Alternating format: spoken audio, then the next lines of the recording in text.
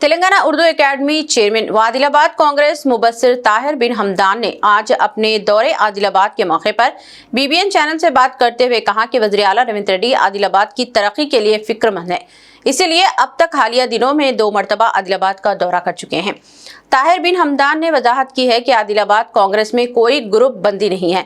उन्होंने हल्के इंचार्ज की श्रीनिवास रेड्डी के खिदमात की भी सताइश की। ताहिर बिन हमदान ने हमारे नुमाइंदे खिजर अहमद याफई से फेस टू फेस बात करते हुए बीबीएन चैनल की सहाफती खिदमात पर चैनल इंतजामिया और स्टाफ को भी मुबारकबाद दी और इंटरव्यू के दौरान कई एक सवालात का जवाब दिया। हमारे साथ में तेलंगाना उर्दू एकेडमी के चेयरमैन ताहिर बिन हमदान और आदिलाबाद कांग्रेस मुबस्सिर है। आदिलाबाद के वो दौरे पर हैं और अक्सर दौरा करते रहते हैं।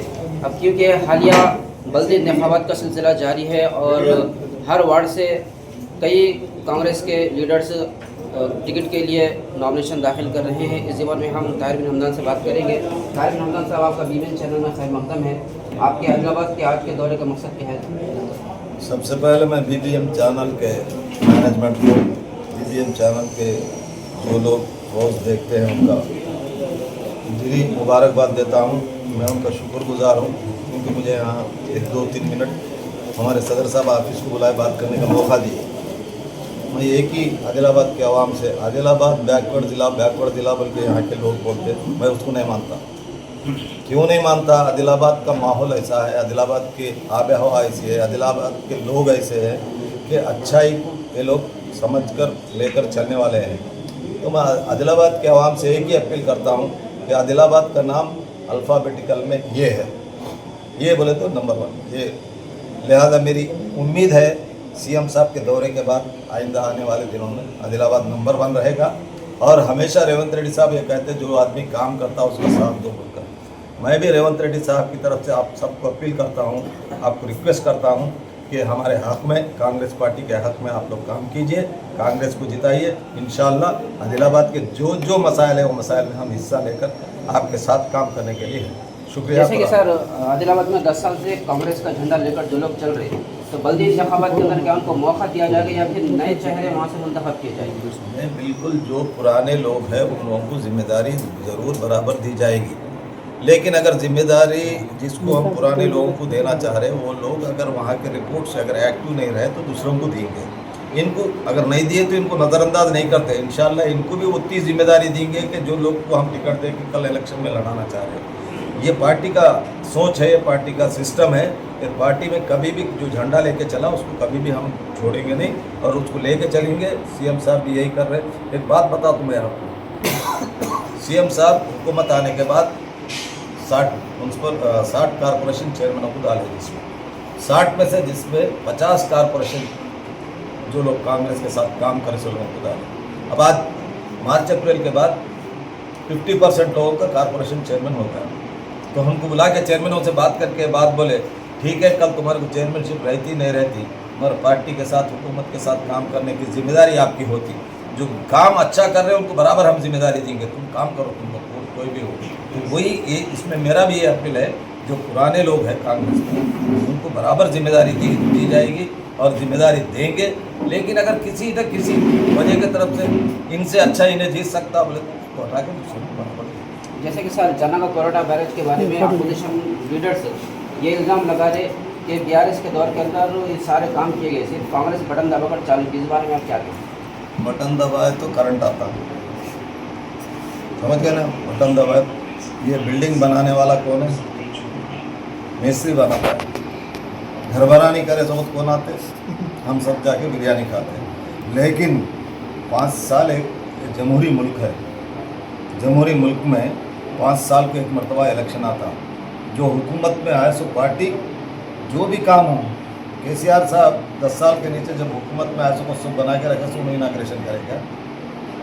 हम लोग कांग्रेस की हुकूमत बनाए सो 10 साल हुकूमत राजशेखर रेड्डी के पीरियड में जो काम करे इनाग्रेशन करे। ये सिस्टम है, गवर्नमेंट का सिस्टम रहता है। आज रेवंत रेड्डी साहब 90% उन्होंने करे होंगे इनाग्रेशन, तो रेवंत रेड्डी साहब करे ना। 10 साल में क्यों इनाग्रेशन नहीं कर सके? उन्होंने करे सो काम, वही बटन क्यों नहीं दबा सके? शाक लगता बोल के नहीं दबाए, करंट का शाक लगता बोल के नहीं दबाए। रेवंत रेड्डी शाक नहीं लगता, रेवंत रेड्डी को काम करते जाता। रेवंत रेड्डी चीफ मिनिस्टर ऐसा है।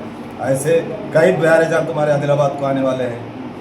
कई डेवलपमेंट आपको आ रहे, क्यों बोल रहे हो ये बात इतना ओपन बोल रहा हूँ, कल पूछ सकते फिर ताहिर भाई बोल के गए क्यों नहीं हुआ। एक सिस्टम में चलाने की हुकूमत है, ये सिस्टम में बराबर चलाएंगी। सीनियर कांग्रेस लीडर्स जो भी आदिलाबाद में है उनकी यूनिटी के साथ यहाँ पर बल्दिया पे कांग्रेस का झंडा लहराएंगे और उनको जिम्मेदारी बराबर दिलाएंगे।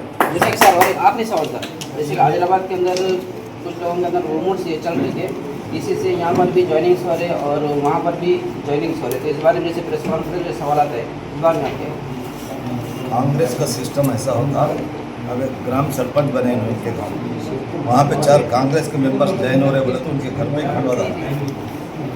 तो सिस्टम में बड़े लोग आ रहे वहाँ जाके डालते, पार्टी ऑफिस को आ रहे पार्टी ऑफिस में डालते, कुछ लोग हैदराबाद जाके खंडवा डाला लेते सब कांग्रेस पार्टी में आ रहे। खुशी है हमारे को, यहाँ आन दो वहाँ आन दो, पेनगंगा बहते हुए जैसा सारे पार्टियों के लोग कांग्रेस पार्टी में आओ बोल के मेरा उनको दावत नामा। शुक्रिया सर। ये थे ताहिर बिन हमदान तेलंगाना उर्दू अकेडमी के चेयरमैन और आदिलाबाद के मुबस्सिर। असमत अली के साथ चेयरमैन तेलंगाना उर्दू एकेडमी के चेयरमैन और आदिलाबाद कांग्रेस के मुबस्सिर ताहिर बिन हमदान ने वाजे किया है कि आइंदा बल्दियाती इंतखाबात में कांग्रेस पार्टी की आला क़ियादत की हिदायत के मुताबिक सिर्फ जीत की मजबूत सलाहियत रखने वाले उम्मीदवारों को ही टिकट दिया जाएगा और पार्टी मुफाद को अव्वलीन तरजीह हासिल होगी। आदिलाबाद DCC दफ्तर में प्रेस कॉन्फ्रेंस से खिताब करते हुए उन्होंने कहा कि वज़ीर आला रविंद्र रेड्डी जिले की हमाजहत तरक्की के लिए संजीदा हैं और कई तरक्याती मंसूबों को हतमी शक्ल दी जा चुकी है, जिनके असरात जल्द अवाम के सामने आएंगे।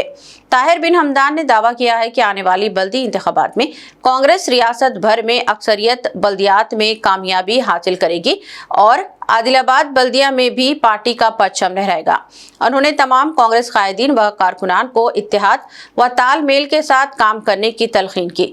मुकामी कायद के श्रीनिवास रेड्डी की इंतखाबी कारकर्दगी की सताइश की और गुरु बंदी से मुताल्लिक़ खबरों को बेबुनियाद करार देते हुए कहा कि कांग्रेस पूरी तरह मुत्तहिद है और उम्मीदवारों का इंतखाब रियासती क़ियादत के सर्वे की बुनियाद पर शफाफ तरीके से किया जाएगा। लिहाजा मैं यहाँ के लोगों से अपील कर रहा हूँ कि कांग्रेस के हक में वोट दें, कांग्रेस के काउंसलरों को जिताएं, कांग्रेस की म्यूनसिपालिटी को आदिलाबाद में हासिल करें। दो बातों के साथ सबका शुक्रिया अदा करता हूँ, खुसूसन उर्दू मीडिया का। उर्दू मीडिया जो भी बात है, यहाँ के हमारे ज़िला के अध्यक्ष हो, यहाँ एक टाउन में ऐसे बड़े लोग हो, इंचार्ज श्रीनिवास रेड्डी साहब हो, सब मिलकर काम करने के लिए हम लोग आगे बढ़ेंगे। मैं अभी से सर जैसा आप बोले कि 5 पहले काउंसलर्स दिए थे आपके, अभी जो है सो जब सरकार बनने के बाद और 10 काउंसलर जो है उसमें शामिल हो गए।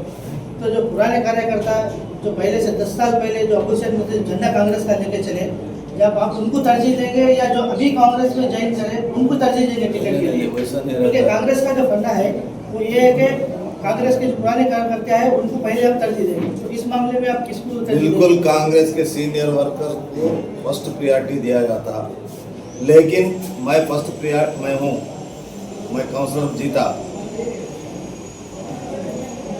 कांग्रेस में हूँ। मैं अगर काम आवाम के साथ नहीं रहा, कांग्रेस कैंडिडेट चेंज होगा। 6 यूएस वाले हो, उनसे अच्छा वहाँ का एक वर्कर काम कर रहा तो उसको टिकट। सर्वे में हम लोग सर्वे कर रहे हैं, CM साहब का एक सर्वे हुआ और 2 सर्वे होने वाले हैं।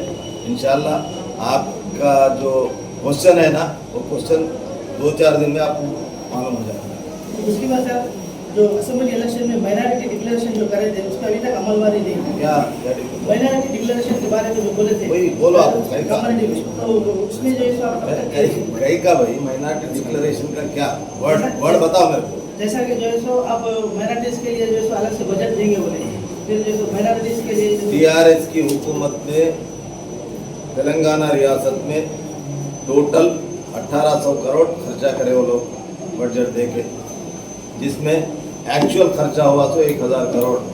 हमारी हुकूमत पहली साल में 3100 करोड़ दी, दूसरी साल में 3500 करोड़ दी। 3000 करोड़ देने के बाद जो आज एजुकेशन में, हेल्थ में अपने को समझ में नहीं आ रहा क्या खर्चा हो रहा अपने लिए बोलकर। इंदिरा हाउसेस में आपको 200 यूनिट में जो हम लोग हुकूमत में चलाने वाले हमारे रेवंत रेड्डी साहब, एक मुसलमान कोई नहीं, एक दलित कोई नहीं, जो पिछड़े हुए लोग हैं सबको पहुंचने के लिए बजट में रखे सो रकम से बढ़ के खर्चा कर रहे। इंदिरा हाउसेस पे यहाँ पर कितने दिए हमारे सदर साहब आदिलाबाद? 3,500 दिए और आदिवासी उसको आता ही नहीं। पूरा 4,500 उसमें माइनॉरिटीज के कितने आए? माइनॉरिटीज को दिए सब ऑलरेडी 16% दिए सब 16% दिए नहीं दिए आपको वो बोलो 5 लाख रुपए तो दे रहे, उसमें बन रहे वालों को तो दे रहे ना। इसके अलावा एजुकेशन सिस्टम में भी काफ़ी तब्दीली